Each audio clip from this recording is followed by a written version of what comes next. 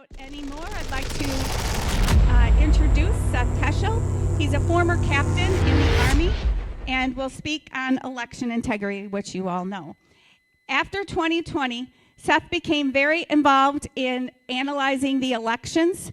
In 2021, there was an article that stated Kane County was one of the 10 worst counties for election fraud in the 2020 election. Hence why we started to work back then. Seth has a Substack that you can subscribe to. So without any further introduction, let's thank Seth for coming in. He's from Arizona, so he flew in this morning from Arizona.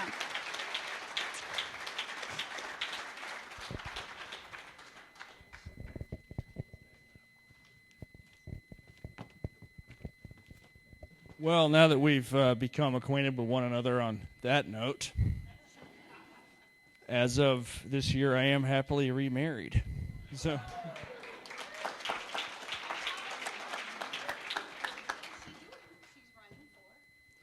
my wife is the incumbent for Arizona Legislative District 17, Rachel Jones, and she's a member of the, sorry, I'm going to walk. You're going to hate my guts by the time I'm done with this. But she is holding down one of the most hotly contested seats in Arizona with a one-seat Republican majority in both the House and the Senate. We have an R+10 district. It's suburbanized, so it's not really a 10. It's a little bit less than that. But she is a member of the Freedom Caucus, and if you heard any rumblings out of Arizona this year about a state rep who presented a resolution to give Arizona's electors to Donald Trump preemptively to get around the corrupt elections, that was Rachel.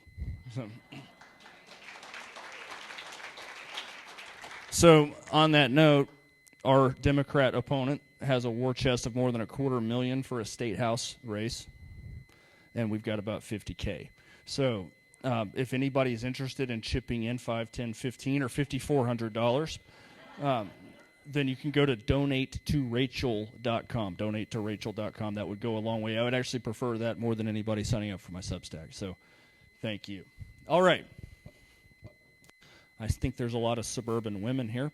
On my way here from the O'Hare area, I was reminded about the joys of driving through the suburbs at 5 o'clock. And I used to live in those suburbs in DFW, so it sort of feels familiar with me.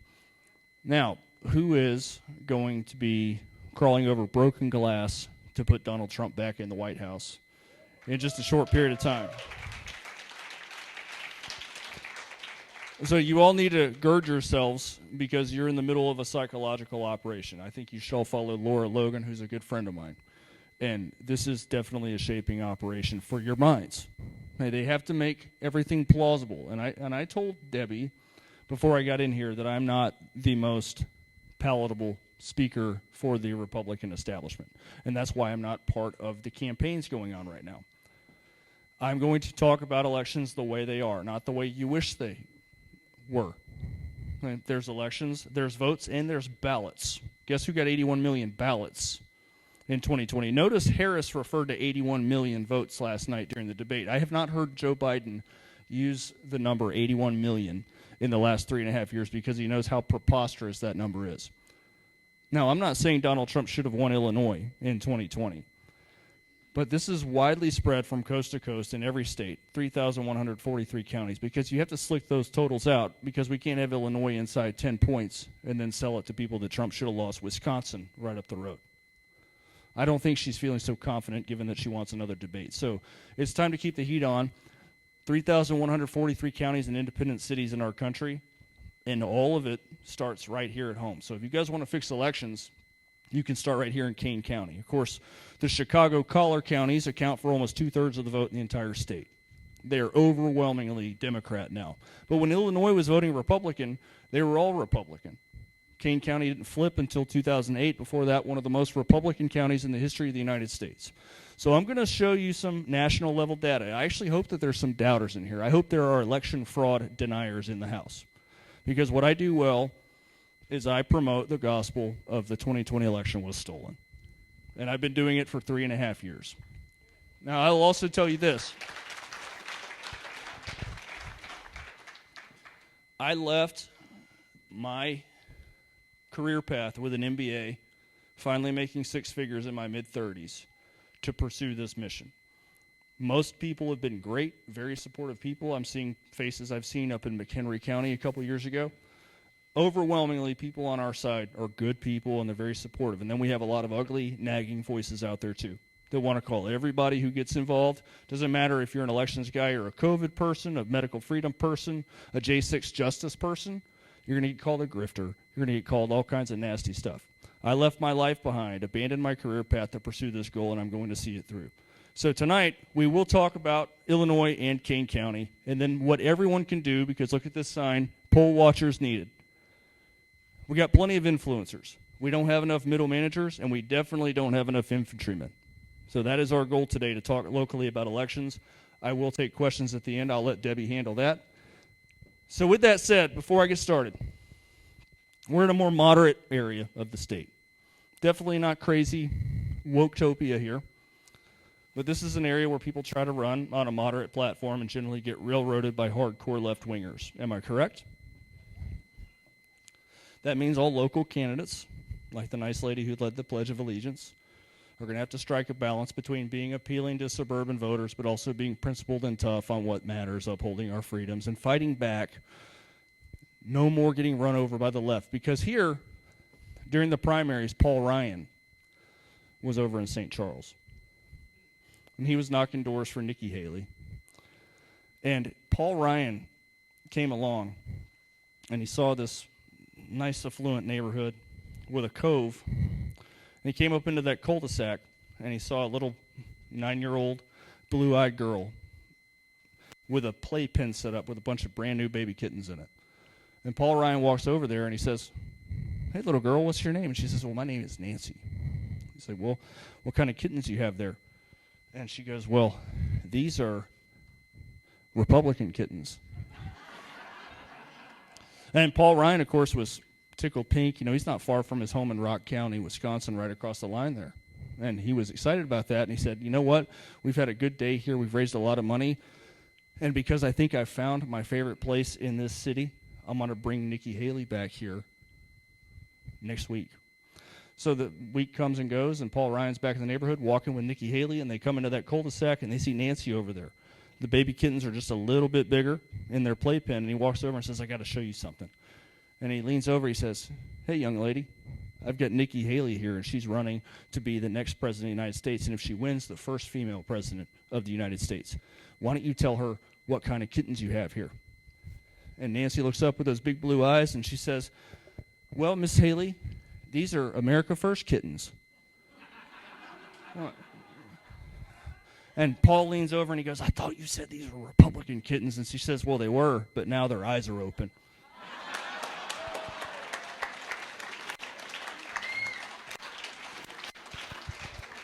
All right. So actionable election reforms in the post-2020 era. People ask me all the time, do you think Donald Trump's going to win this election? Well, if I were to go back in time to 2014 or 2016, when the metrics I'm going to show you that I've been presenting for 4 years were more applicable, I would bet everything I own, every dollar in my kids' college savings accounts, on Donald Trump going back to the White House. Right now, flip a coin. Seriously, flip a coin. Automatic voter registration, ballot stuffing, all that stuff works against us. We have very few states that are moving in the right directions with elections, and it's going to take an overwhelming effort, just setting your expectations, for everything to come up like we need in November. I'm not saying it's not going to happen. I'm telling you there's a lot of work that needs to be done now and in the future. Slide. I'm reminded of a quote from Samuel Adams when I speak in front of a crowd of patriots like you. And I see people all the time on social media that are upset about this, they're mad about that.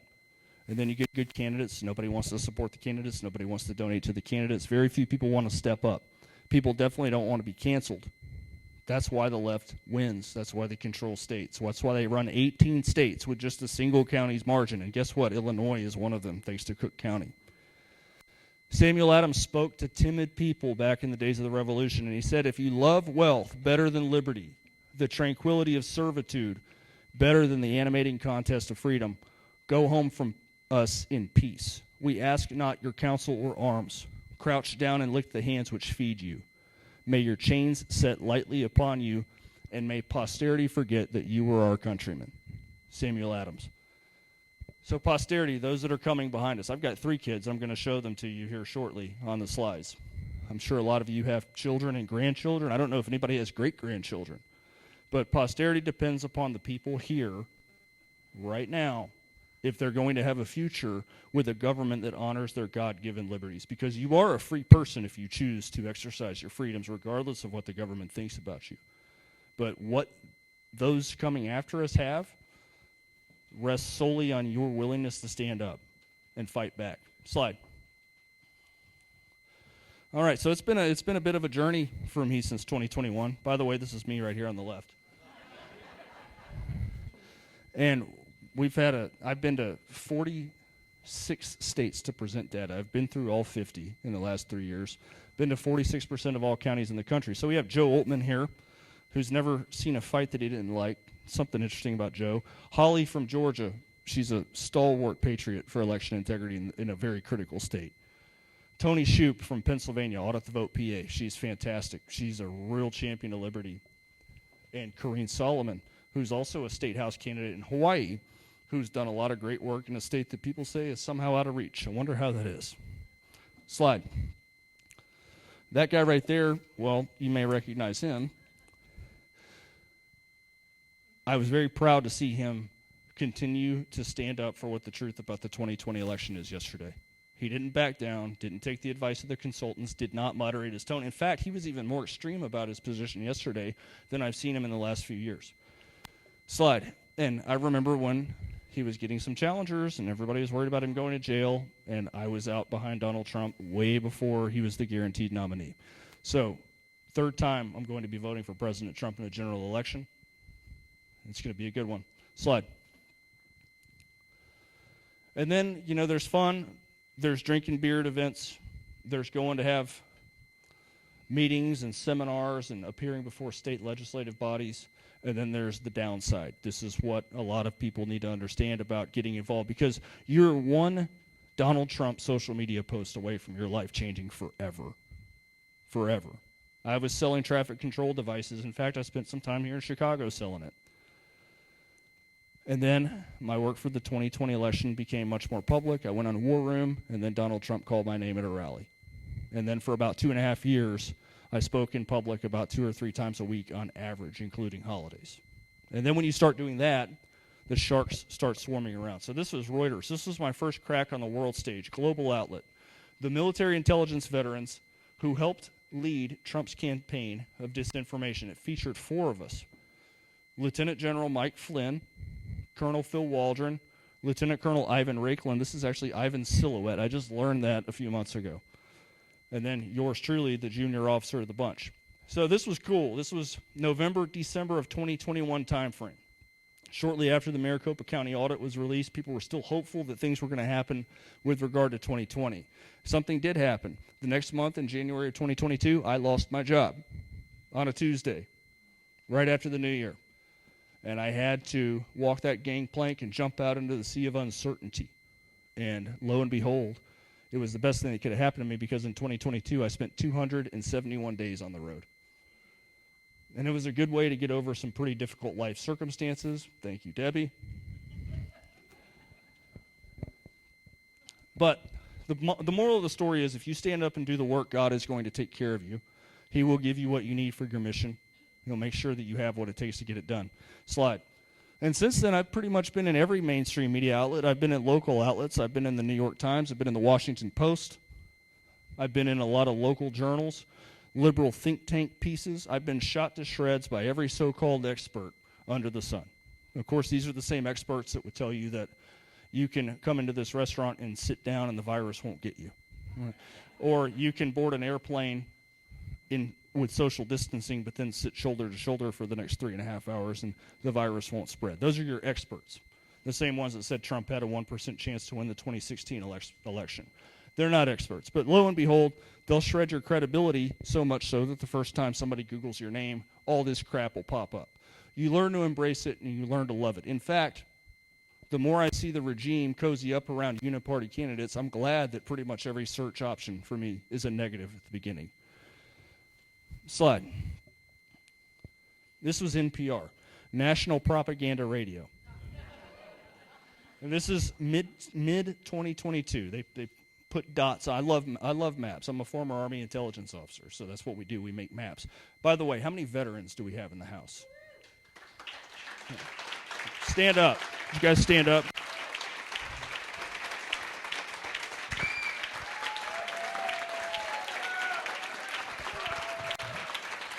All right, thank you.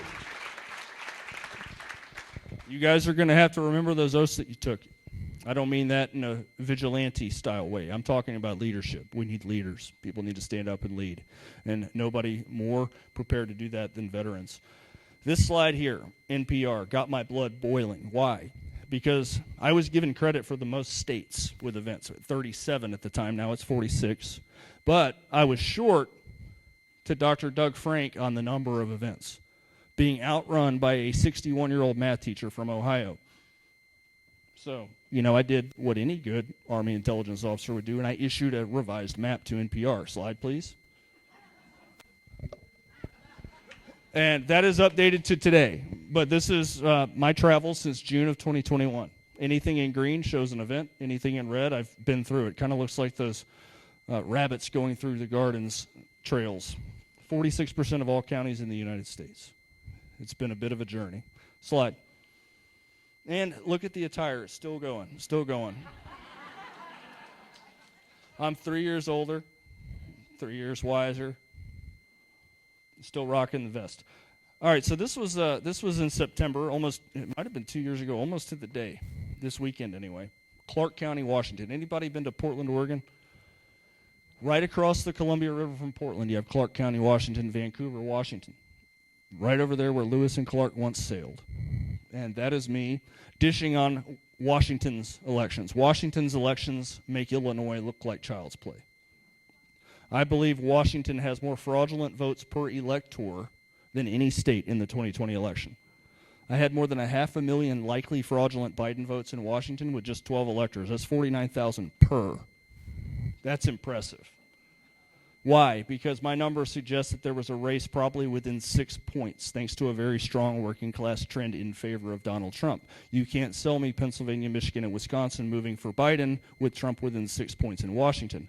So the only thing you do is add 500,000 votes in the total in Washington, and it looks very normal. There was nothing normal. And I'm going to go way over 45 minutes. So if you guys have an issue with it, I'm 6'6", 245. All right, slide. Actually, go back one. So the funny thing about this was the Seattle Times sent a professional propagandist down the road to cover the event.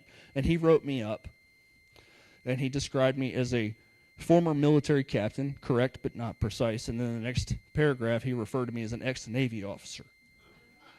Slide. So I was promoted 3 pay grades to 06. Slide.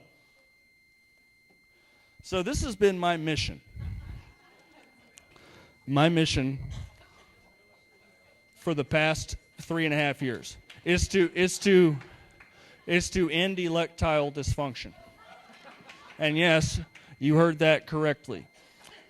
Now, for those of you new to the term, does anybody need an expansion or a definition of this? All right, fine, if you insist. Electile dysfunction has 4 primary characteristics. Number 1, slide, it's when you have difficulty maintaining an election.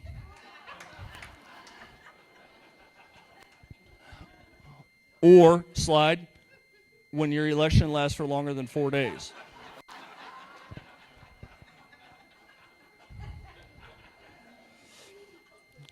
Oftentimes, you can have, slide, a sudden and severe loss of interest in voting. And in the worst cases, like in Arizona 2022 midterms, or really the entire swing state slate of the 2020 election between Trump and Biden, slide, premature inauguration.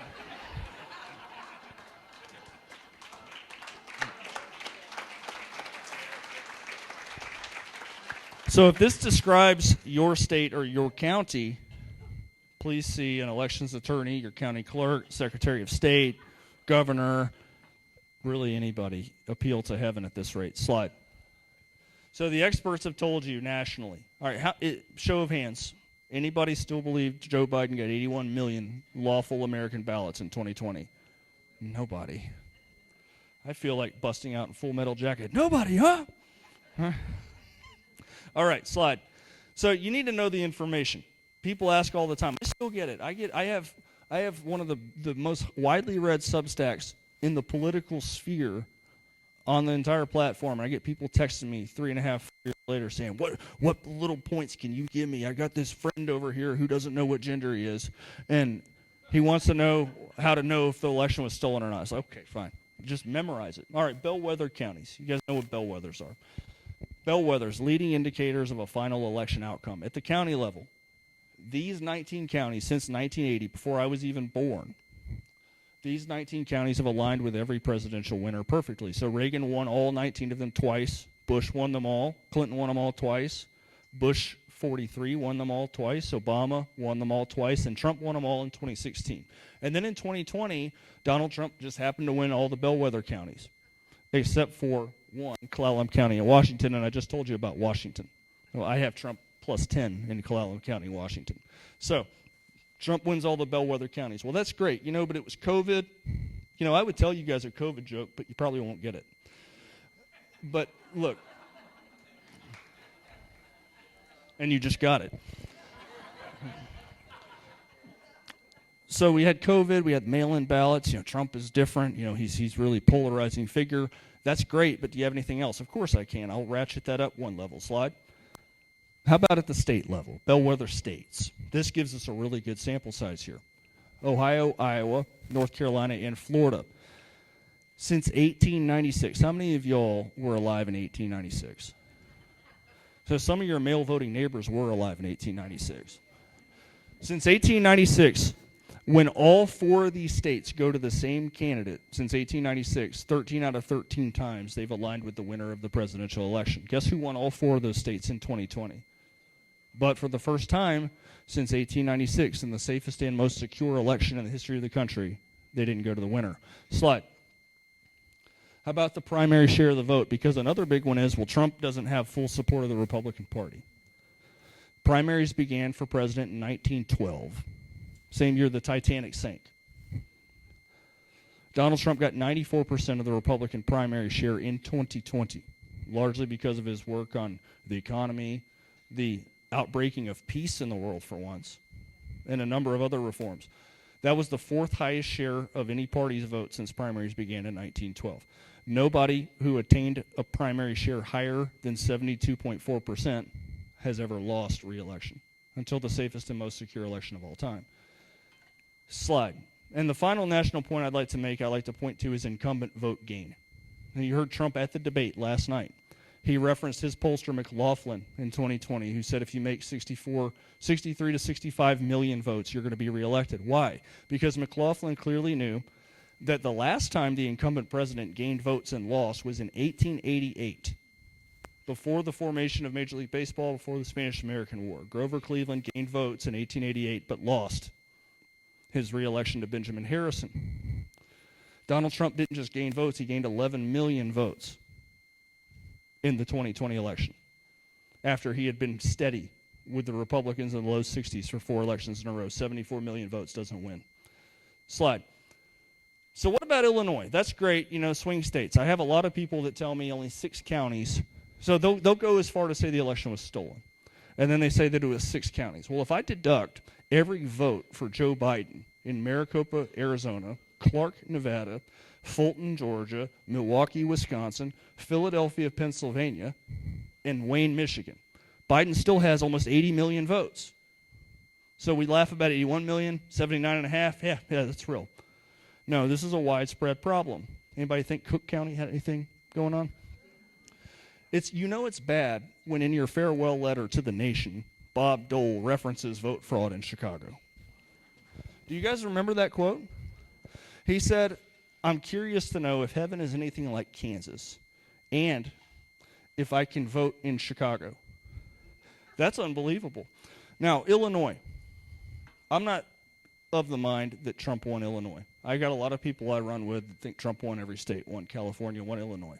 My theory is not that Trump won Illinois. My theory is that the margin was pushed to the left to justify the margin in Wisconsin, Michigan, and Pennsylvania.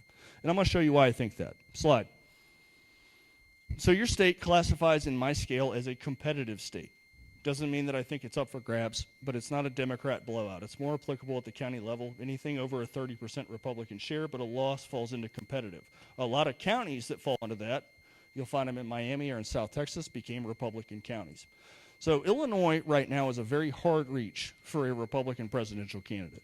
You'd have a huge winning margin in Pennsylvania. You'd have a winning margin in Minnesota. You'd have a winning margin, double digits, in Michigan and Wisconsin before you pulled Illinois, and it's largely a Chicago and suburban Chicago problem. Your white vote in the suburban counties is not big enough for the Republicans to be able to blot out the massive urban vote. That's what happens in Texas. That's what happens in North Carolina. It used to happen in Florida before that state became a Republican stronghold. An important thing to note, which most of you won't be able to read from where you're sitting, is population. Population factors into my estimates because, like a stream, you have more water coming in, you're going to have more votes. Population in the 2020 census was 18,000 below the 2010 census. That's on steroids now, thanks to blue state mismanagement, the COVID problems, and people finding South Dakota, Wisconsin, even Indiana more attractive. Slide. So here's a 4-trend cycle from 04 to 16. Let me show you what you're looking at here. This is the vote total of the Republican nominee for each year. Bush, McCain, Romney, Trump's first run. And the same for the Democrats. Kerry, Obama, Obama 2.0, and Hillary Clinton. And over here, you're going to find the victory margin. So it was a 10-point state between Bush and Kerry. Remember, Illinois was Republican for a long time, 68 to 88 consecutively. And then in 88, Bush won it for the last time, but only by about 2.5 points. There was a big trend going on in the Chicago suburbs, but he competed well enough in Cook County with more than 40% to win narrowly. And then you flipped in 92 and haven't come back and have become part of this so-called blue wall. Fairly competitive races till 04.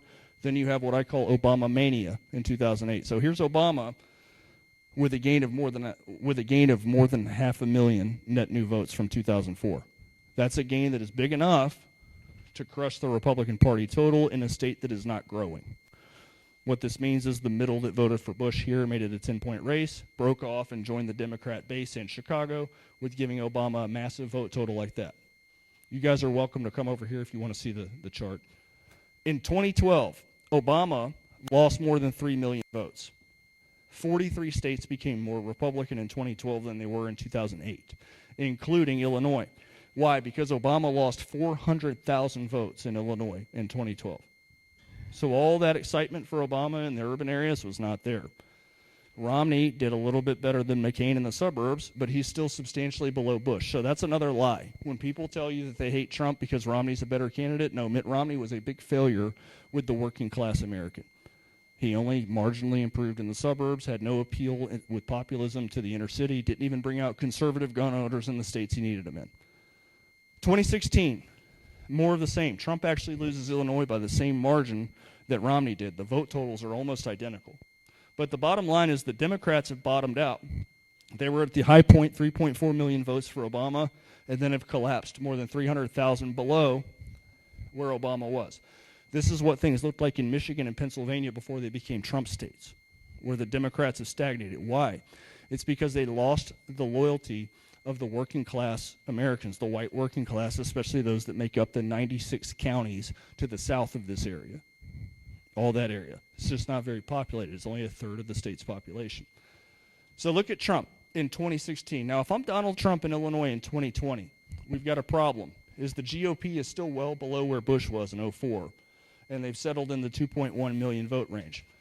So it looks like if things are normal, Trump is headed for about 2.2 million votes. Would you say 2.2 million votes is a pretty optimistic forecast? Slide.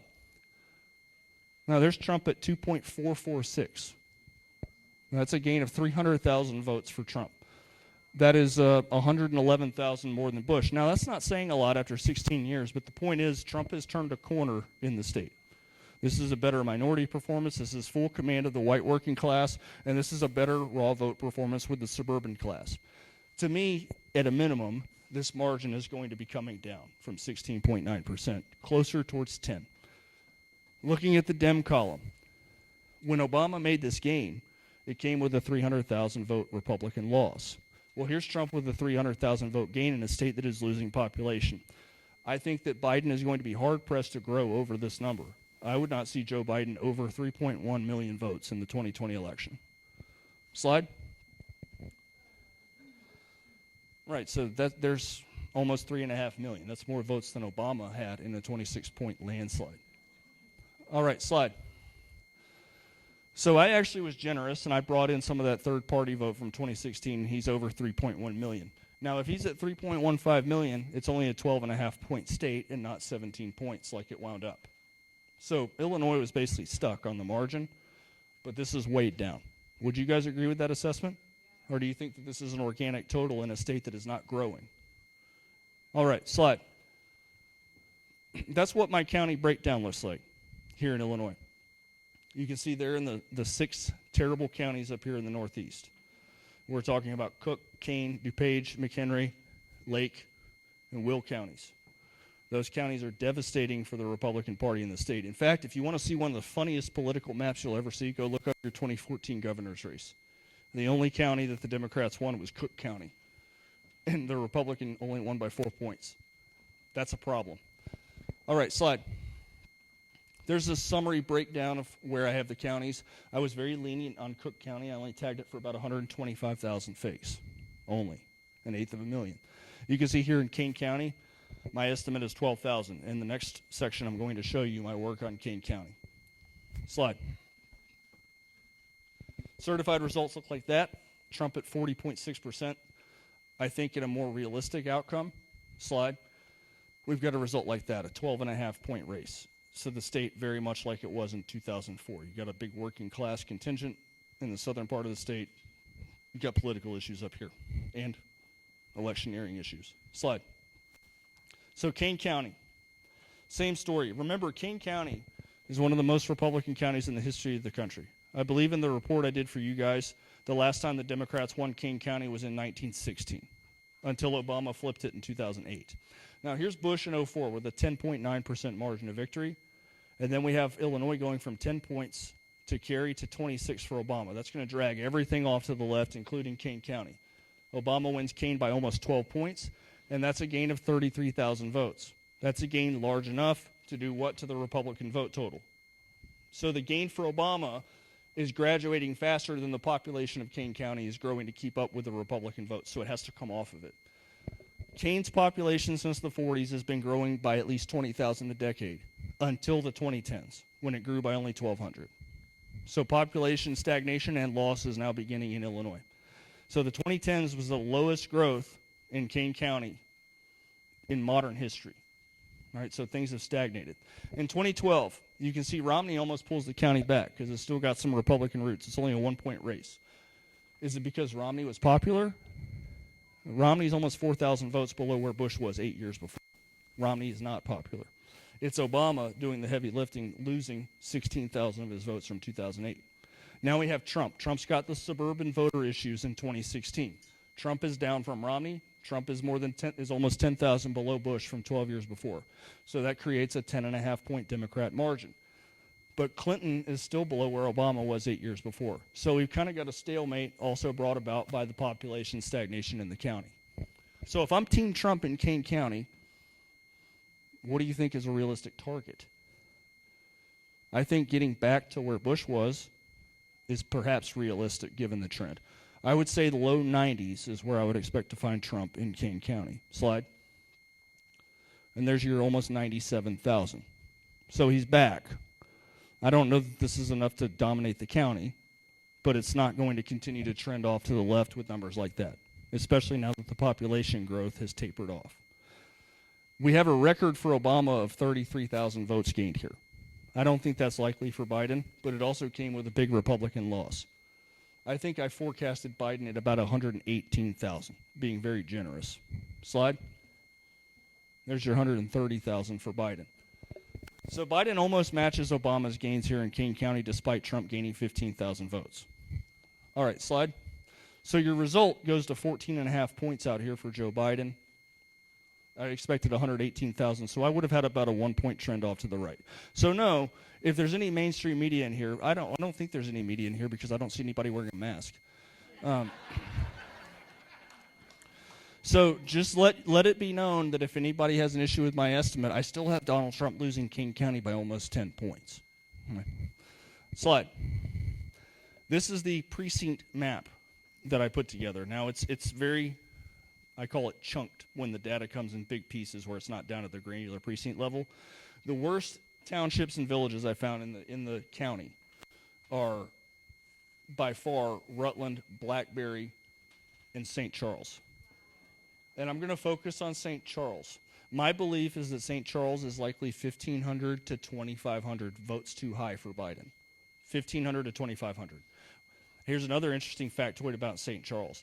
The last decade in which the demographic change, the population growth, matched the last decade was in the 1910s. So St. Charles only grew by 107 residents in the 2010s. The last time that the growth was that small was in the 1910s. So a century change is where we're at with St. Charles. It's not growing anymore. Why do I tell you that? Because if I'm seeing eye-popping vote totals, it's going to coincide with eye-popping population growth like you have in South Florida or in the DFW suburbs. So let's get into St. Charles just a little bit. This is just for you, Debbie. Slide. All right, St. Charles. Let's go. Next page. All right, here's my trend progression here in the township of St. Charles. This is a Republican stronghold in 2012 for Romney. Romney wins by almost 20 points. This is Romney at 13,000, and this is Obama at 9,400. So the gap between them is almost 4,000 votes. All right, then we have a left trend because Donald Trump in 2016 did not have strong support in the Chicago suburbs. You can see it here because he's down almost 1,500 votes from Romney. Well, with limited population growth, if these go away, where do you think they went?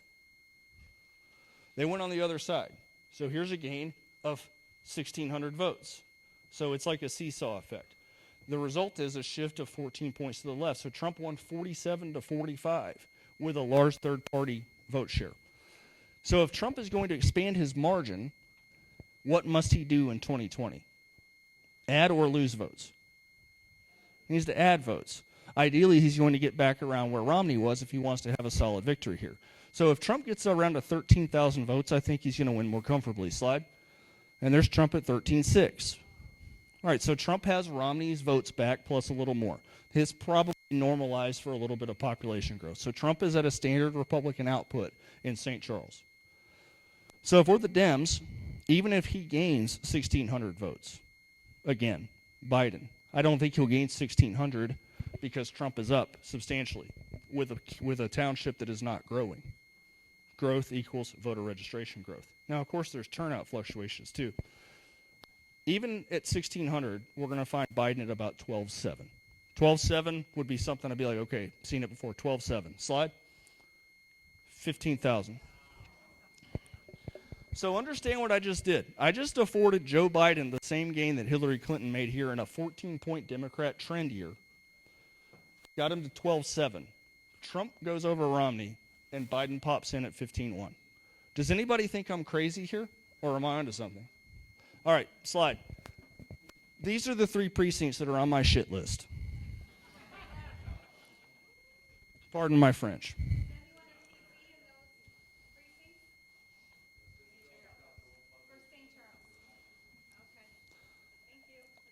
All right, so we could add 1,600 to Biden, he goes to 12.7. We could add 1,600 more, he goes to 14.3. He's 700 over that, with Trump with a gain higher than Romney's vote total. So I think I've landed on the township in your county that looks the worst, St. Charles. It's also the closest to core Chicago of anything else, which sounds to me like it was probably sucked in by the ballot harvesting rings that operate out of the major metros. This has been a standard pattern for almost all the major metros in my analysis from the 2020 election. And the further you get out into the boonies, the cleaner the trends are. And also, more conservative and Republican areas were targeted to dilute the margins and not tip off the massive urban areas. All right, slide. So look at this. I'm going to get into the major issues and the major solutions here. Nationally, Joe Biden and his gains in major metro areas, primarily with black and Latino voters. Okay, these are major Dem strongholds. Baltimore City, Maryland, Bronx County, New York, which is the largest Latino county in the United States by population in the northeastern U.S. Hinds County, Mississippi, where I grew up, that's Jackson. And then New Orleans. I picked the last two because they're very much congruent with Georgia, which was a key state that was ripped off in the 2020 race. Why? Oh, because of the black vote for Joe Biden. Well, it's interesting. The black vote didn't seem to have any interest in Joe Biden in Baltimore City, which is D plus 70. Didn't have a lot of interest with the Latino vote in Bronx, New York, which is a half a percent increase in votes over Clinton. 9% in Hinds County, 10% in New Orleans, which of course is rebuilding population from Hurricane Katrina. Well, how about Metro Atlanta? Because if I'm seeing those numbers, I'm feeling very optimistic about Trump holding Georgia, because we're probably going to get a turnout increase of less than 10% growth for Biden given those numbers. Slide. And there's the big four in urban Atlanta. Fulton, DeKalb, Cobb, and Gwinnett with massive Biden growth turnout with the black vote. All right, slide. So what happened while we were sleeping? The problem I'm going to show you in Georgia is the problem here in Illinois. The root problem and why we have election manipulation is because of voter registration fraud, voter registration corruption, voter registrations that get left to sit for decades. Texas actually removed 1 million registrations since the last election. People think that it's crazy that people talk like this, and then the governor of Texas puts out a memorandum and says 1.1 million registered voters have been removed from the rolls since 2020. A lot of them are leaving one address and not being unregistered. Okay, systems understand who has left. What do you have when you have urban areas and projects and apartments with registrations in them, and these people never bother to unregister? But the government has a record of this registration, and they know on November the 5th that this guy did not vote in the last 40 days of early voting. Vote. So they're being voted for. You have illegal aliens that are registered, but not in the numbers that you fear. You have motor voter and automatic voter registration here, which is what happened in Georgia. And I'm going to show you. Slide.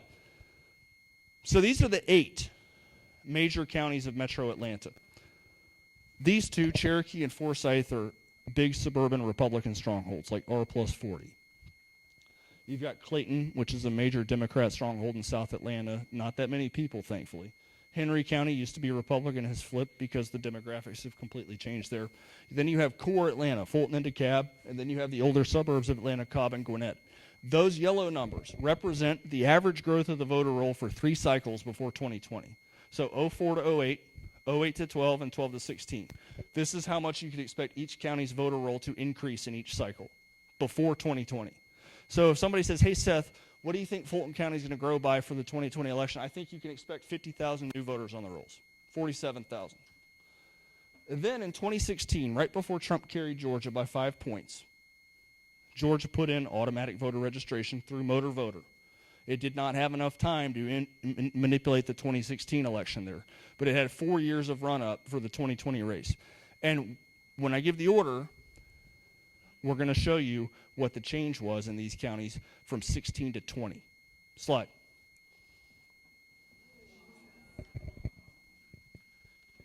So this is why Donald Trump lost Georgia in 2020. Because when Fulton County should be generating 47,000 new registrations, it came up with 216,000.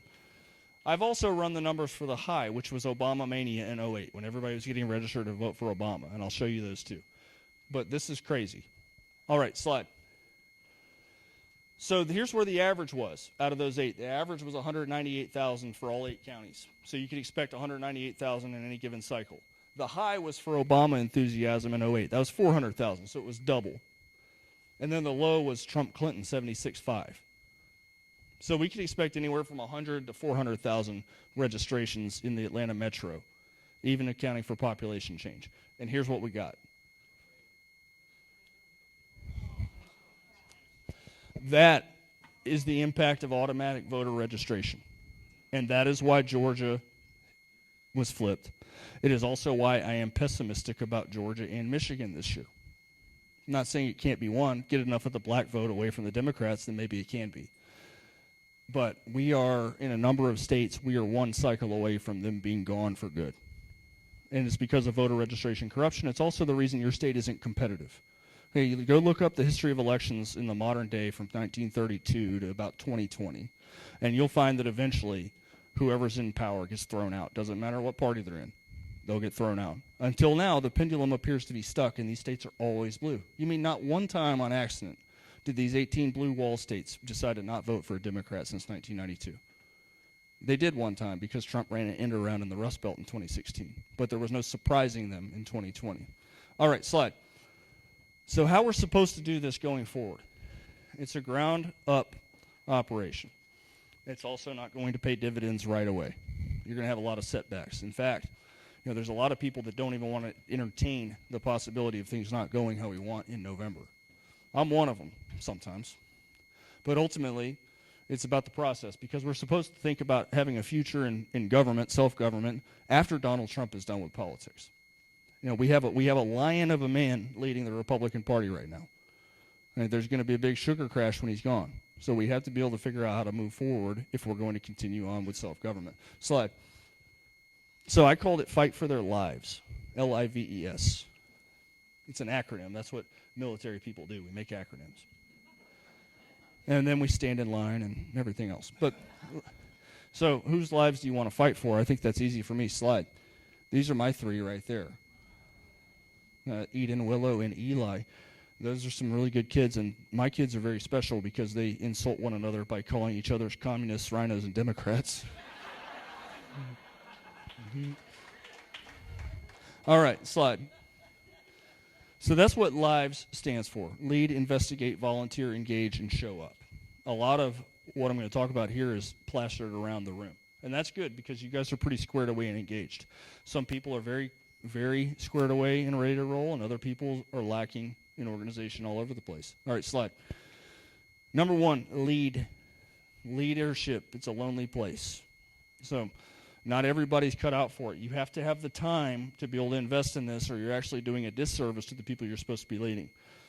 By leading, in this regard with elections, I'm talking about precinct captains, precinct committeemen. You want a good down low on what that is, go to precinctstrategy.com. That's Dan Schultz's model. Dan is very aggressive on his solutions. I definitely respect that. He's a West Point guy. He's somebody who's put his heart and soul into that.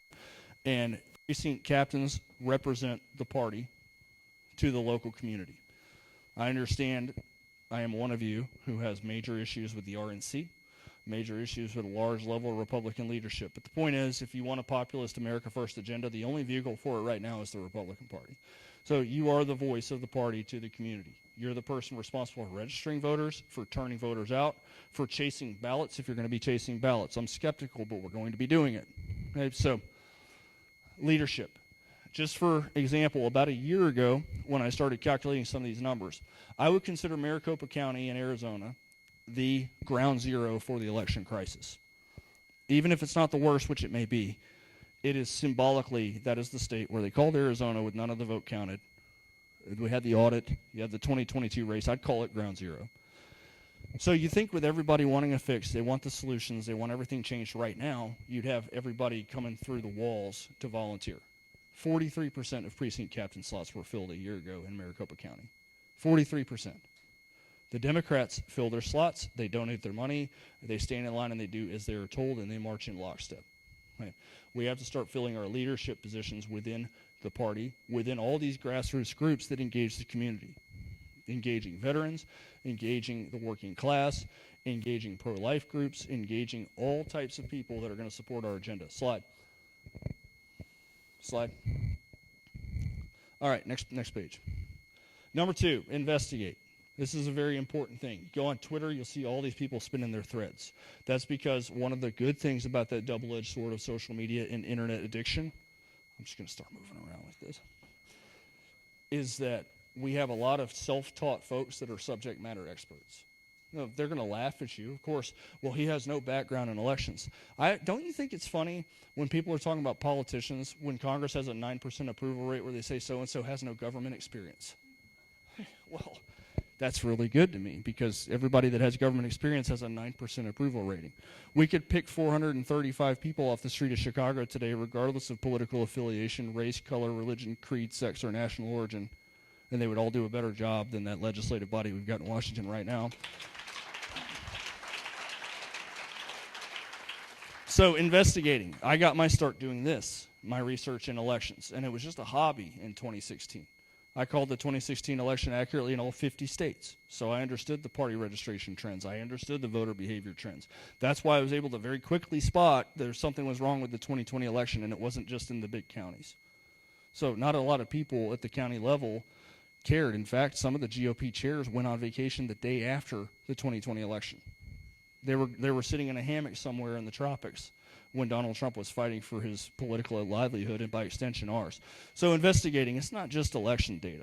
That's my thing. But we do need people to do that. I need you guys to look at those precincts and say, actually, Seth, you're wrong because they built a 700-person condominium here.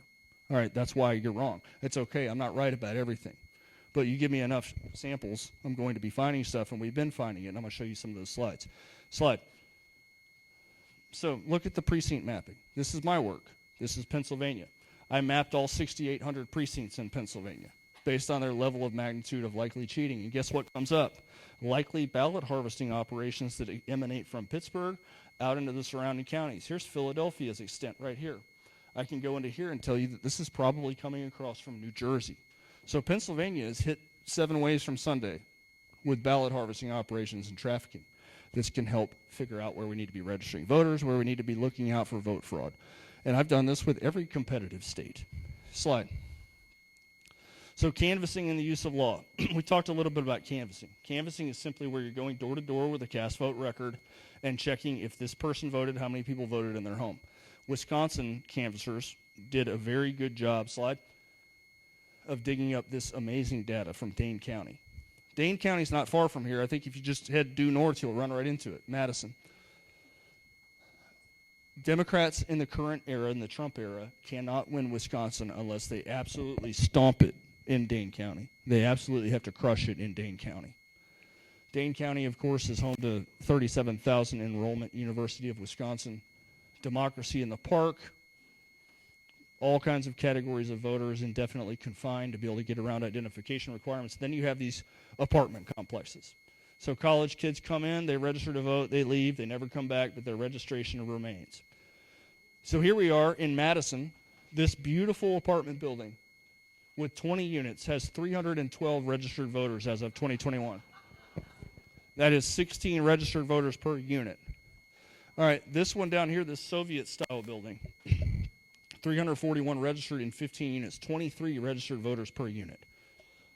I don't even know if the Haitians in Springfield, Ohio have family units that big. All right, then we have this one, 21 adults per unit. Then you have here in Racine County, Sheriff Schmaling is one of the few sheriffs in the country that has taken action against the election cheating. They got a 2-to-1 registered voter to bed ratio here in this assisted living center. Now, I don't know how many assisted living centers may be in a township of 50,000 people, but I'm sure that you can skim several hundred fraudulent ballots just off of the nursing homes. Put that together in 100 counties, and you've got a margin that's going to get you 20,682 in Wisconsin. So this is how it's done, broken down over all the precincts. Slide. The use of law, Gwinnett County, Georgia. The courts were throwing every challenge that the voter rolls out until they found letter of the law voters registered at P.O. boxes. Blatantly illegal, and the courts heard the challenges. The problem with the challenges to voter registration in an automatic voter registration state is it's a bit like brushing your teeth while you're eating Oreos. You remove 10 people, they've added 500. So automatic voter registration is the kiss of death for free and fair elections. 20 states had automatic voter registration at the 2020 election. Biden won 18 of them. Trump only won Alaska and West Virginia. The electoral count was 243-9. So they've almost got 270 on automatic voter registration, and Pennsylvania has adopted it since. Slide. 3, volunteer. This sign right here. If you don't want to lead and you don't have the time to lead, that's fine. If you don't want to be an investigator, so I investigated election stuff. Other people investigate the origins of COVID to the extent that now it's commonly accepted that that was not an organic virus, that it came from a lab. Right? People have investigated government corruption, government spending, smurfing, which is the campaign finance violations that are going on. And volunteering is important for elections too, because we need people to volunteer as poll workers and election judges. Now, election judges may not even be a volunteer position because in Texas, election judges are paid. But poll watchers are also important. That's going to catch your precinct level cheating. That's going to catch people coming in to vote twice. That's going to catch people coming in that are doing illegal things, people that are busting in folks if that's not legal, enforcing any policies that are at the precinct level. Of course, many states get away from this sort of thing by making their elections all mail-in elections. So you start to have more issues when you obfuscate the transparency. Slide. Number 4, engage. This is an extremely critical component of what we're doing. Slide. Voter registration is an important thing. You may have automatic voter registration, but you still have plenty of unregistered voters. If you were to see the data coming from Wisconsin, Michigan, Pennsylvania, 40% of hunters are. You've got large percentages of all kinds of blue-collar Americans that aren't registered to vote. You've got people that are, you've got nuclear families. A third of them aren't registered to vote, the mother and the father, which are, of course, much more likely to vote for us. Understand that unmarried women is really the Democrats' only bread and butter that they have. Every other group of people, minus post-grads, are moving towards conservative causes. So we have to engage and get people out, get them registered to vote. Because even if you're not going to win your state, you can still start flipping back some of these local offices. And that's actually been going on in Southern California, Huntington Beach. They've been flipping places like that in the local offices and at the county level. The state of California has actually had to intervene against some of these places that have put in voter ID requirements on their own. So from the ground up, you can start making the local changes. You have to communicate. You have to turn out the voters.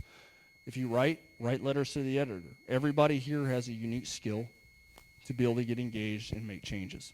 We've got people in Pennsylvania that are simply asking for books of stamps so they can send change of address forms out old voter registrations. They've removed 20,000 registrations in 2 months in Pennsylvania. That's ingenuity. I hadn't even thought of that when I made this slide deck. Slide. And the final point is to show up. Show up everywhere you can.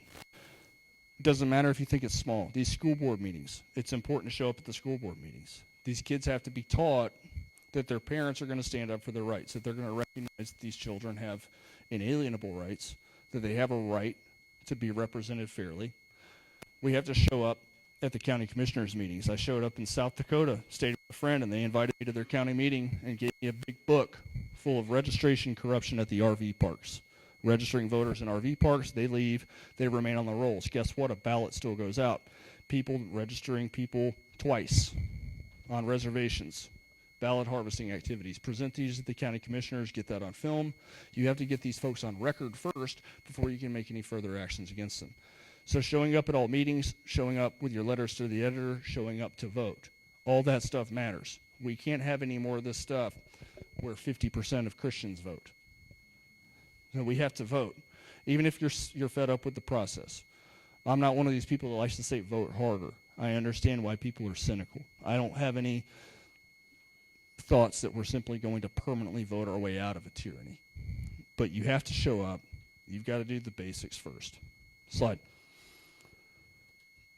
All right, next. And then eventually when we get where we're going, if we have free elections again in our country, then our elections will look something like this. I wrote this 2.5 years ago. And when somebody asks, what do you think we can do to fix elections? These are the 10 that I believe will make elections ideal. Number 1 is to clean out the voter rolls. So clearly automatic voter registration is going to have to go. We do have a case rolling in Georgia right now that is challenging major voter registration corruption in Fulton County.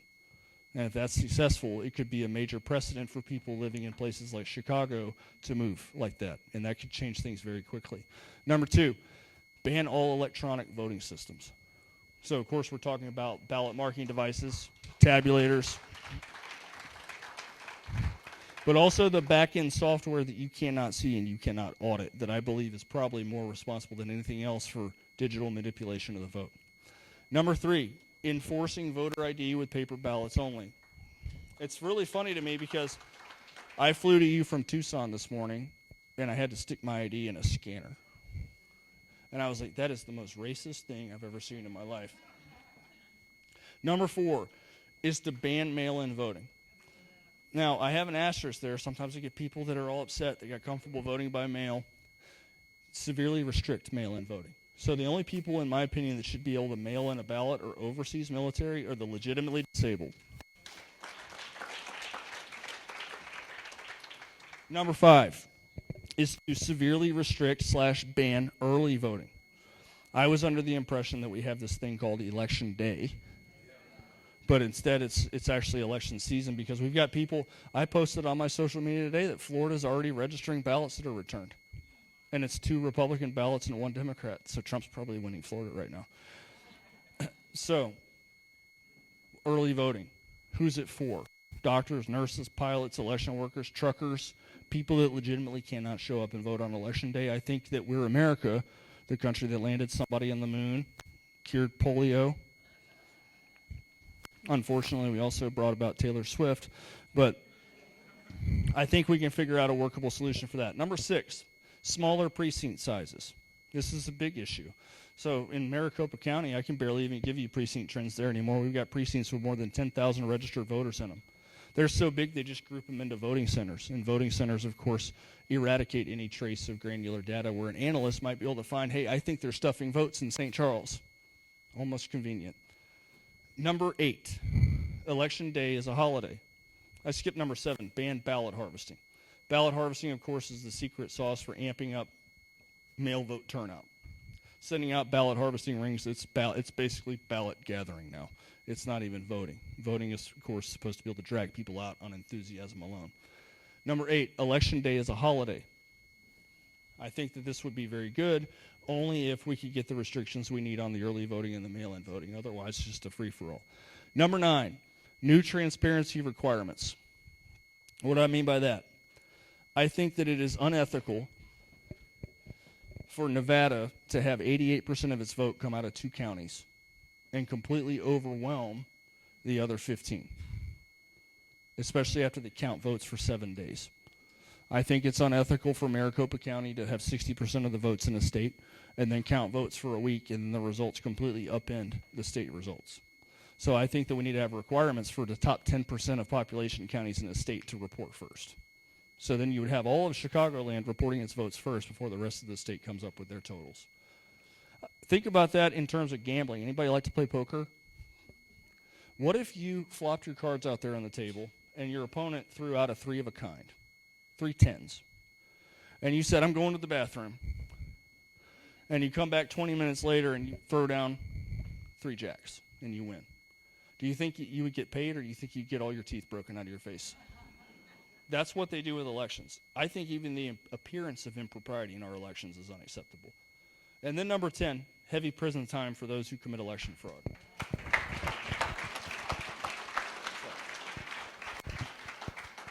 All right, Debbie, can you come up here, please? So, we talked about a lot of information in that short 45-minute, I'm sure it was, period of time. Wait, we're not done yet. You got to come up here. Unless you're planning on dragging me off the stage. All right, so you veterans that I had stand up, does anybody know what I have in my hand right here? So this is called a challenge coin. A challenge coin is a military souvenir of sorts. And it's usually given by a commanding officer to a soldier, sailor, airman, or Marine who's done something particularly meritorious, valorous, something exceptional, exceeded all unit standards, high PT score, great marksmanship score, something on the battlefield.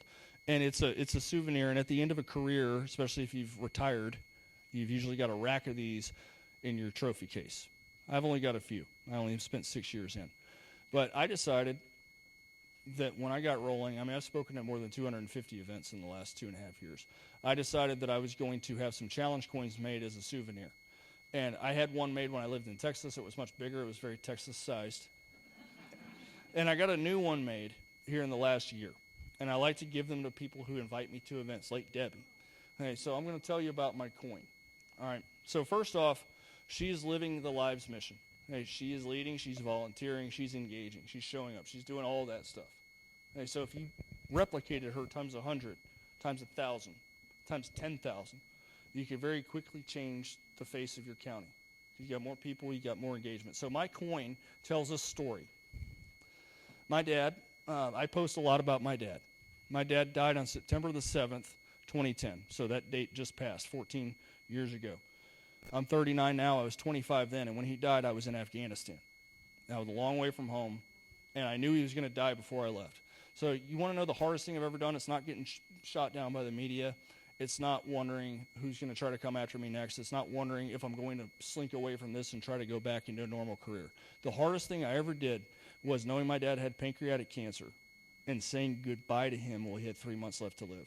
And he knew he was going to die. And he was not in any way going to let me stay back with a favor from my commander to see him die, because he was a 3-time Vietnam vet himself. And my dad told me that your attitude determines your altitude.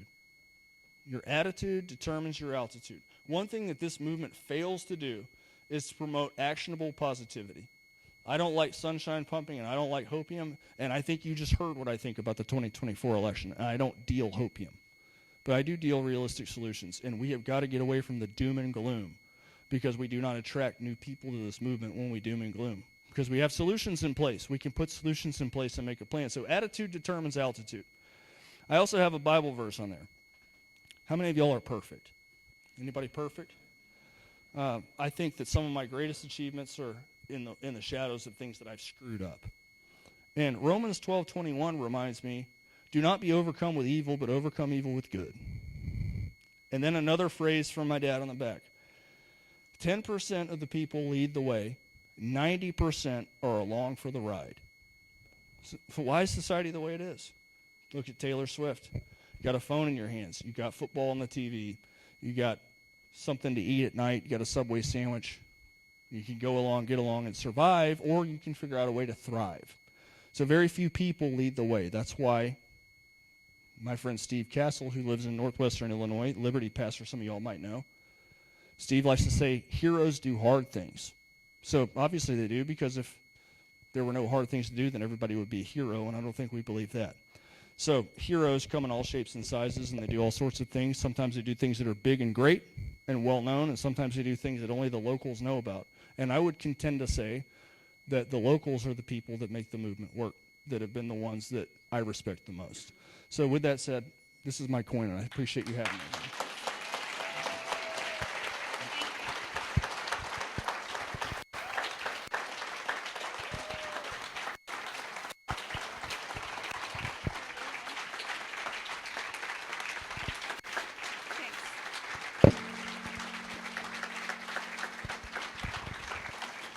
So with that said, I'm gonna make a motion to hand over the mic. My concluding remarks are basically a summation of what I just said. It is up to you to research my work, to look at everybody that presents in front of you, everybody who comes up on your phone purporting to be something or somebody. So it's your decision to make about what you think about me and the other people standing here. But I walked away from my life because I believed and still believe that the mission to save our country peacefully is a mission that is worth undertaking. So I am one man.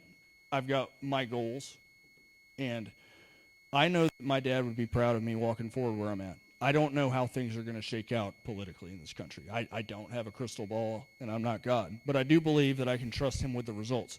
So if you take anything from this, I want you to understand that you'll never regret doing the things you believe in and doing the right things. So I'm glad to be here with you all, and if you want to open up for questions or take the mic, that's fine. Thank you again. Thank you so much. Thank you, Mr. Keshel. Captain Keshel.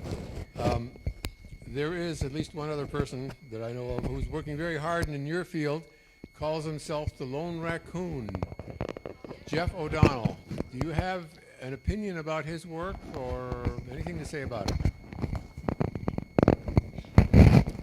Well, it's easy for me to understand why Jeff is alone, because he's a loser. I'm kidding. All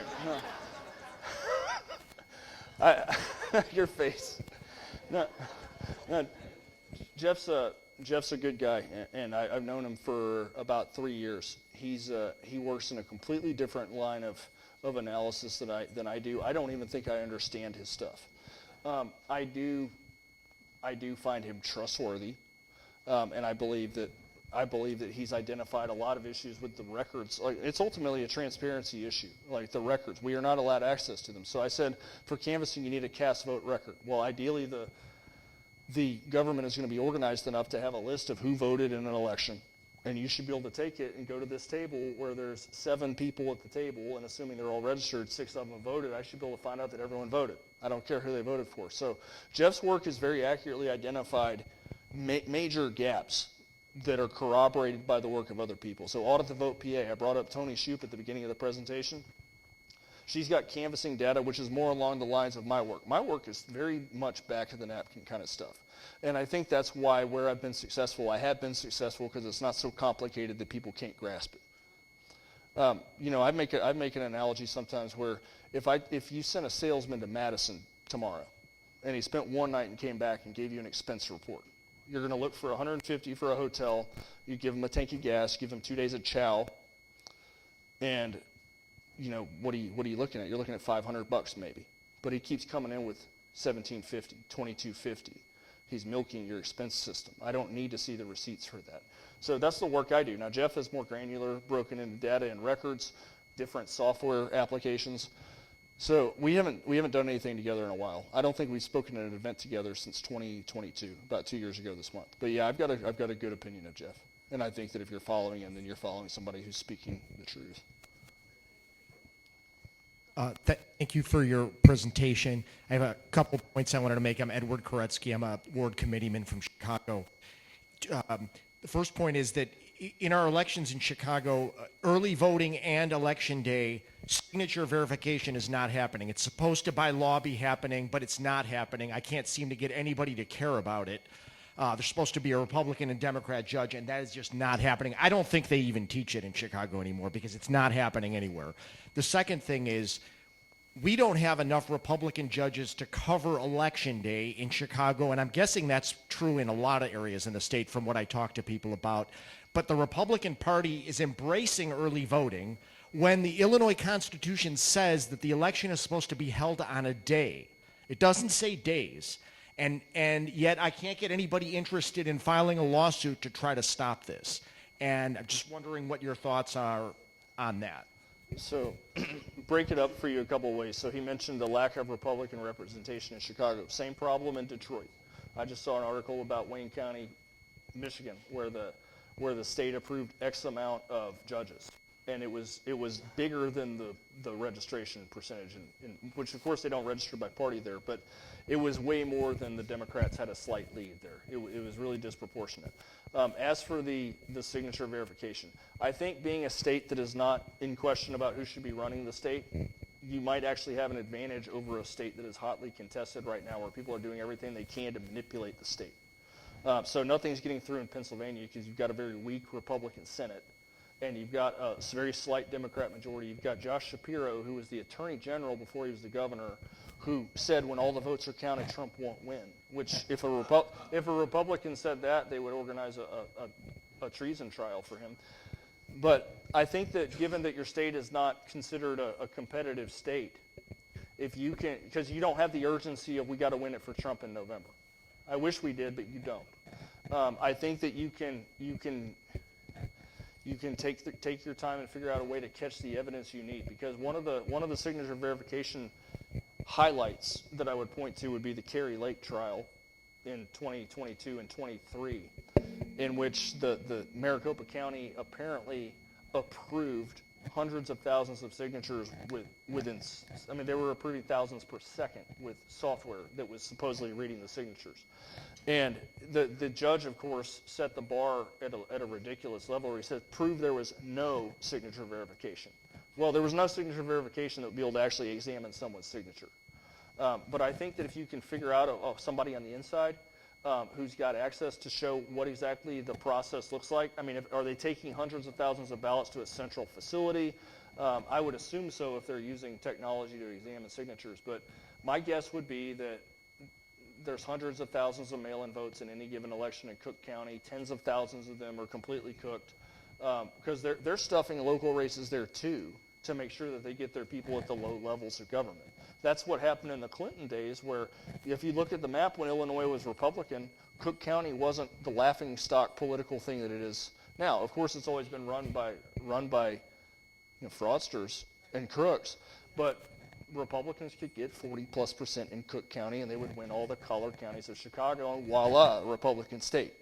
But now it's 50-point plus Democrat margins in Cook County, and they've pushed everyone out. Then they moved them off to the suburban counties. Now that's coming out here, so we're going to go one more. We're going to go to Winnebago County. We're going to go up to the Wisconsin line, so we're going to get away from this. So now they don't just control Chicago. They control all the stuff right along Lake Michigan. So, and then what they do is they carve up the legislature along those lines to where they bleed into one district into another, and they make them very comfortable to where you'll never get the state back. So, long-winded way of saying if you can find a way to get some video or some actionable data of how they're approving signatures, you might be able to make something of it. The lawyers is another problem. A lot of the lawyers are afraid to take any election cases because they've been getting thrown out with prejudice, and they're having to grovel before the state bar. They're being threatened with ruin, which of course is what we just got done talking about, which is the founding fathers were also threatened with ruin. In fact, their ruin would have been having a neck about 6 inches longer. So eventually somebody's going to have to risk it out there. But the best answer I could give you is to figure out a way, given that you don't have the pressure of carrying a state for Trump, to use your network to find really good data, and then you can get it to your influencers who can start blasting that out. I will blast out anybody's work that is good work. Hi, I'm Dean White from St. Charles. I just got back from the St. Charles meeting with pretty much all the PCs, and that's what's ironic coming here. I got involved about 3 years ago coming to one of these meetings and getting educated. Found out there's nobody running as a PC in St. Charles, so I'm PC 26.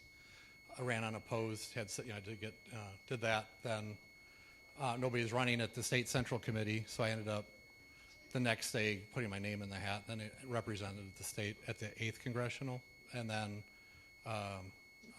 at the RNC, the gentleman, Richard Porter, just termed out. So I put my name in for that, and actually, so I represent Illinois at the RNC. So you had commented towards that, and I'm just lacking the political experience, but just from a pragmatic standpoint, I'm just trying to figure out what are any advice or things that I should be looking for. I think we're like-minded, so I'm just trying to figure out what attitude should I have, or what should I be looking for, or how should I be leading at this level. So the same advice would be there. There's some states where I would talk to somebody like there's a major sense of urgency where I think that we can win a state. You're going to have to adjust your tactics accordingly. But in this place, especially depending what your neighbors believe. Now, clearly looking at my number, St. Charles it's establishment Republican type county. All right, then Trump barely won it with a large third-party vote in 2016, and then my numbers show that he's got a standard Republican share of vote, meaning he should, with no population growth, have a comfortable win, loses big time. So I don't know what the people in St. Charles believe.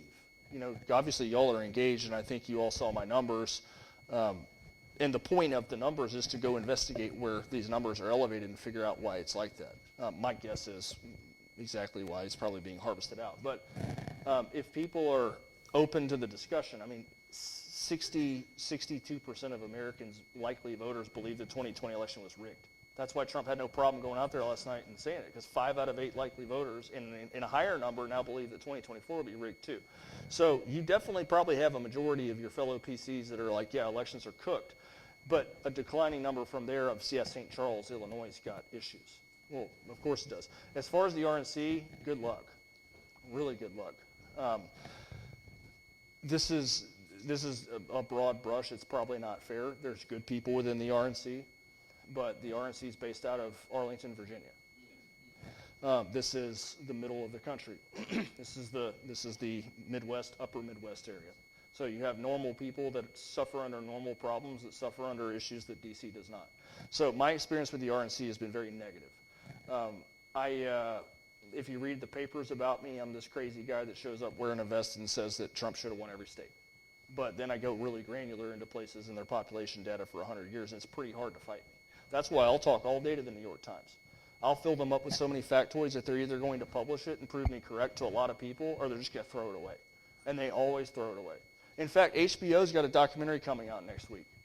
And I sat for an hour and a half with them last year and filmed. And they emailed me last week and said, we didn't include your part. It sounds to me like it's too easy for me to convince you the election was stolen. Point being, the RNC's got a bunch of attorneys. Now, I love lawyers. If any of y'all are lawyers, I've worked with good and bad.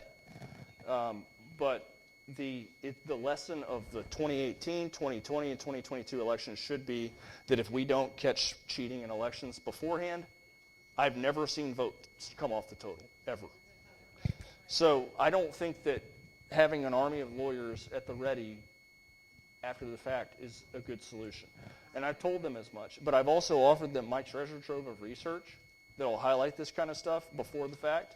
They won't even talk to me because the establishment people don't want to be unwelcomed at the cocktail party. It's just a fact. So I think that if you're going to be in the RNC, then you've got to be willing to tell these folks that you want to hear testimony from people other than distant attorneys in Arlington, Virginia. And that's exactly who they've hired. So just the RNC is a real issue. Sorry. Thank you, Seth. First of all, God bless you for what you've been doing. Thank you. And thank you for your service, too. I've now seen you present in 3 states, and I truly treasure everything and all your data that you share. I did want to say, I hope more people do follow your Substack, but I agree that people like Debbie, we all try to work really hard and encourage other people because we're fighting for our grandchildren. Like you're fighting for your children, we're fighting for our grandchildren because we want a life better than ours, so that they can still have the fights for the freedom. So I commend both of you. But I did want to add 2 things to the gentleman back there. Number 1, there was a lawsuit filed for Election Day. I believe it was Mike Boast, Representative Boast, but I could look that up for you, but there was a lawsuit filed. I talked to him about that. It wasn't what I'm talking about getting rid of early voting. His lawsuit was limiting the amount of time they had to count it after election. And I think that's what his was. I talked to him at the convention. It was not what I thought. Yeah, and there are a number of good representatives that are still fighting some legal battles, and it takes years to get to court. Really does. And the last thing I want to say was in regard to the poll watching. James O'Keefe is giving cameras free of charge to anyone that wants to sign up to be a poll watcher. All you have to do is reach out to him on Twitter, and he'll have his staff contact you. So please, if you are presenting or doing poll watching, reach out to him, and he will give you those cameras so you can record that stuff, okay? Thank you.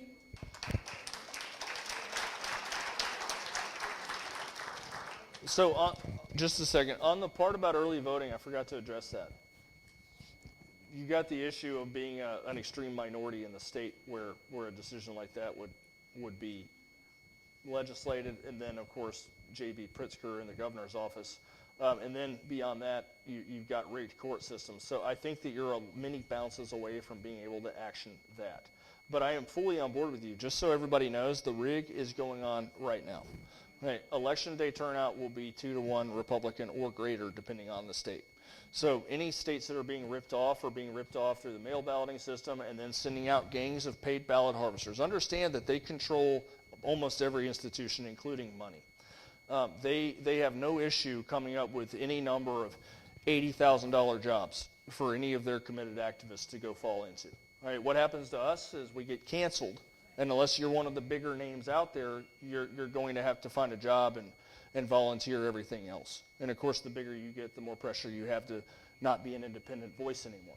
So the cheat's happening now. So if you guys are going to catch somebody, like Nancy said, then I would start looking at some of these hotspot areas and figure out, who's going through apartment complexes, who's going through nursing homes. Maybe go to the nursing home first when there's no issues and talk about it. Because there are people. Have you all ever noticed that the polling shows a 50-50 country and just about everyone you talk to shares your view? Like 85% of people I randomly talk with about politics is like, yeah, I can't believe that she's even close to winning.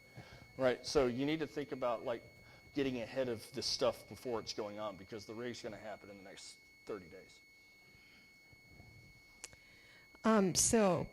We have about, on average, about 1,100 voters per precinct, and I think that that's not too bad. You had mentioned that we should have smaller precincts, and I think we're able to handle that. I think we had a change a couple years ago and made the more numerous precincts.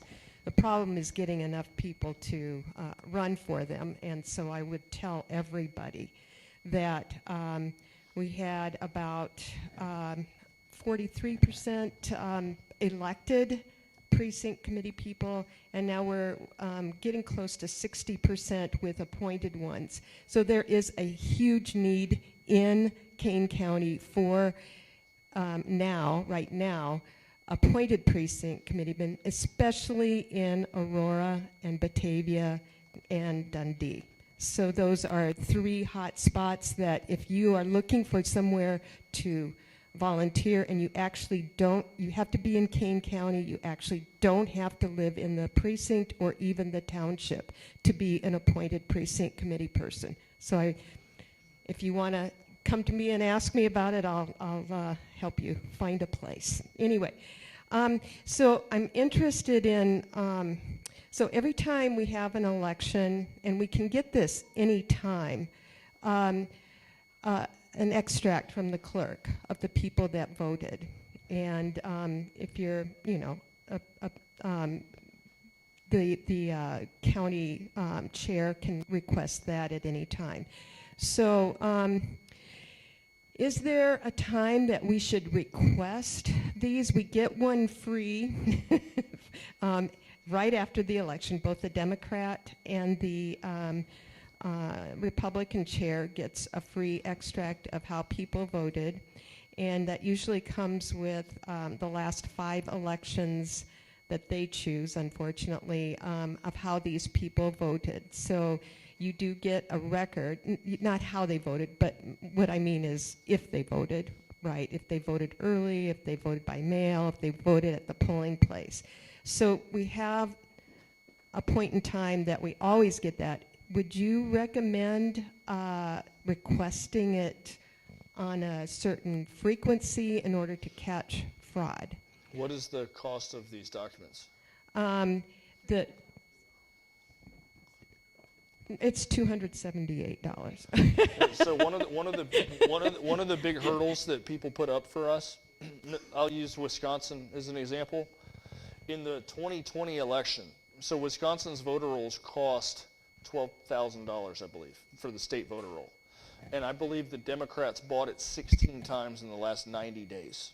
Oh. Why? Because they've got dark money trickling in from all over the place and under the sun. So having the voter roll, I monitor a few states every day. So I've got a couple spreadsheets.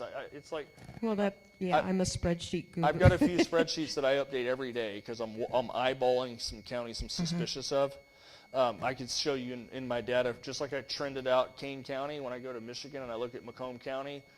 Here's 8,000 new registrations one year, 10,000 another, 100,000 this year, right? So stuffing and registrations. And if I look at it every day, I might be able to catch the day, because in Muskegon County in Michigan, which isn't really that far from here, they caught a voter registration fraud ring. So voter registration fraud is the first ring of fraud. You can avoid it by making your state automatic voter registration, so you're free of that, getting caught with that. Everything they do comes with the risk of being caught eventually. And then there's the cheating with the registrations, which is the more mail-in voting you have, the more ballot harvesting you have. And even if a state legalizes it, it's still basically cheap. Like, that's why one of the things I think about us ballot harvesting, it's kind of cheap. But as for the documents, the more documents you have, the better. But what do you do with them? Right. You don't register voters by party here. It could be useful in states that do. Like Pennsylvania's got party registration, and it tells an analyst like me that Pennsylvania's a Trump landslide. And, of course, they run to get rid of stuff like that. In Michigan, they don't have it. I don't know what – so the cast vote record is really only useful to be able to reconcile the results of an election. And if you can take a statistical sample of maybe 100 and have a whole room full of volunteers, that's why, like, there's strength in numbers with the volunteer thing. you can create a statistical sample. Like when they poll and the polling is accurate, they only poll like 500 people, because eventually your stats are going to start marrying up and being accurate. So if you could find 100 people that voted by mail on your CVR, and maybe take a different section of town that you know is a Democrat section of town and a Republican section of town, and see if they reconcile, and you talk to 500 people and they're all correct, then you probably got a statistical likelihood that the election was accurate. So if there was some, so you could easily compare like the previous one to the latest one and see what changes happened. Is there any value in that? Is there something that could really, because that's relatively easy to do, is there any changes that would really strike a... Yep. So just like I told our friend over here that was talking about signature verification in Chicago, he's got to find something that is of sufficient shock value to start a national conversation about it. Just like Springfield, Ohio, nobody was talking about 72 hours ago, and now everybody's talking about Springfield, Ohio. So it's inevitable that the problem is going to be confronted.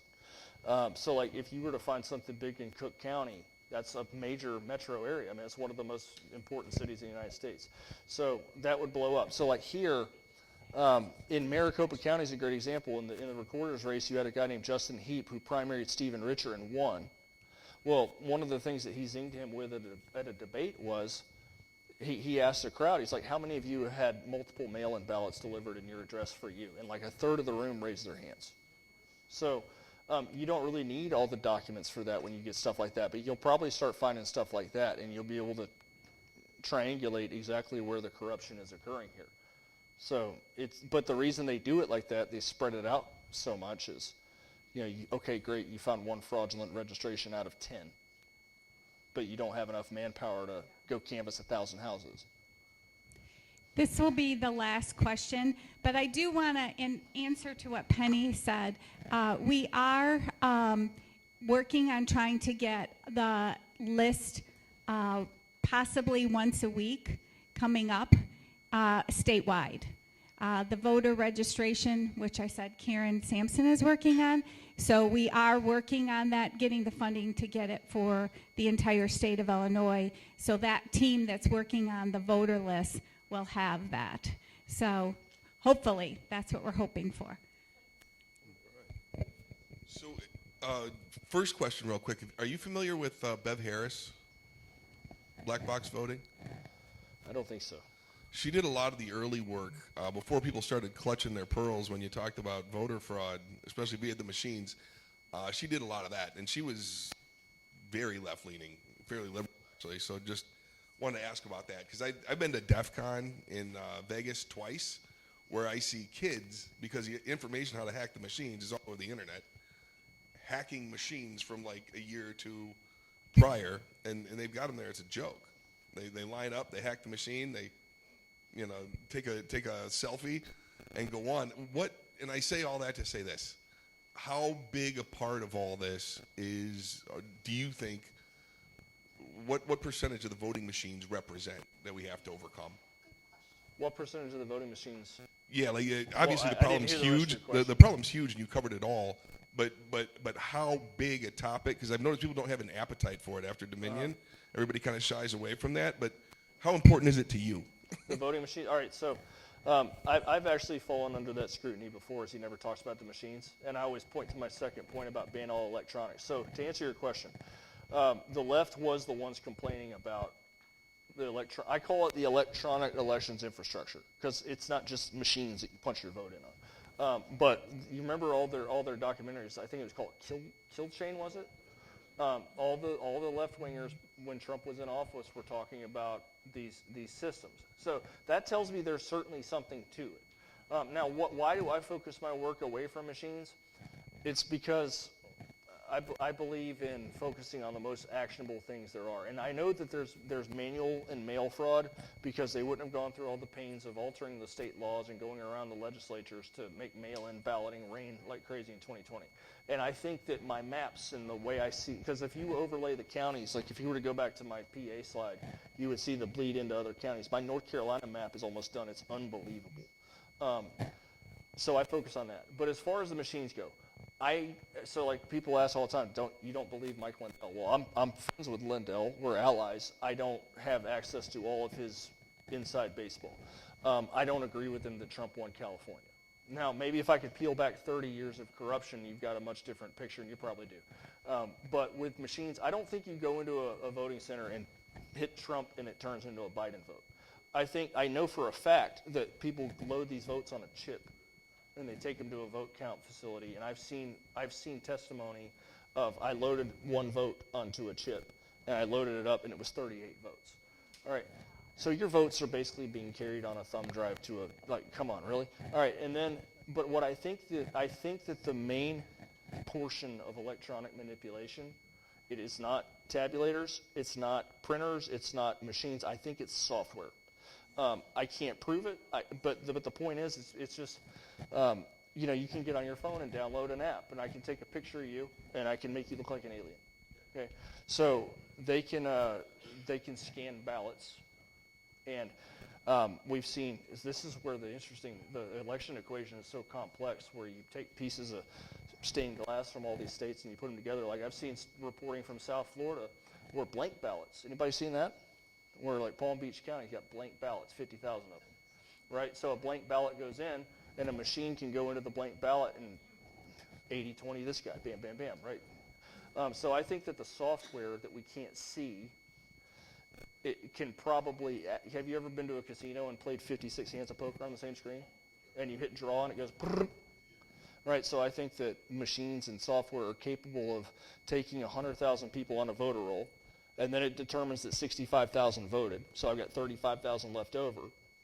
And then the machine can say, I need X amounts of whatever to get this result. And this is why my work, I'll go through all the counties and precincts, and I'll be like, why is it that Miami-Dade County is the only mega county in the United States where Joe Biden had fewer votes than Hillary Clinton? That's it stands out to me like a canary in a coal mine, where Donald Trump only lost by 7, he lost by 32. Every other mega county, stalemate, loss, but not Miami, which tells me that somebody was responsible for rigging Florida, because I know for a fact there were 3 states in 2020 that Trump won that I think were supposed to be stolen: North Carolina, Florida, and Texas. Why Texas? Joe Biden had 600,000 more votes in Texas than Donald Trump won the state with in 2016. And the average Republican gain for 3 cycles was 100,000 a year. So Biden was on pace to win Texas by 500,000 votes. You do that, you decapitate the election movement before it even starts. So, but somebody missed Miami. I think somebody was responsible for Florida, because I've got all these white conservative counties with 20, 30,000 more votes for Biden than I would have ever forecasted, and a Republican Party registration trend from hell. But somebody looked at Miami and probably thought that Biden was going to have 300,000 margin on Miami, so we can't blow it up here and have Biden win Florida by 5 points, because that's not realistic. So they missed, and then it was kind of like cut the line, let Florida swim off, right? Remember when Trump won Florida by a lot and everybody's like, we're going to win, right? So, but then they couldn't get North Carolina either, so they let that go and settled for Georgia instead. I think Trump was supposed to win Georgia and lose North Carolina. So, and then Arizona had to be an instant call, because had Trump been given Arizona, he was winning Georgia, he's 1 state away from winning. So the whole thing was an op. I think the machine software, I think the electronic fraud is software.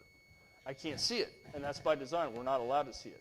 But how easy is that to get the totals into a system where they're all digitized, like my bank account? I can go into my bank account and show you digital numbers.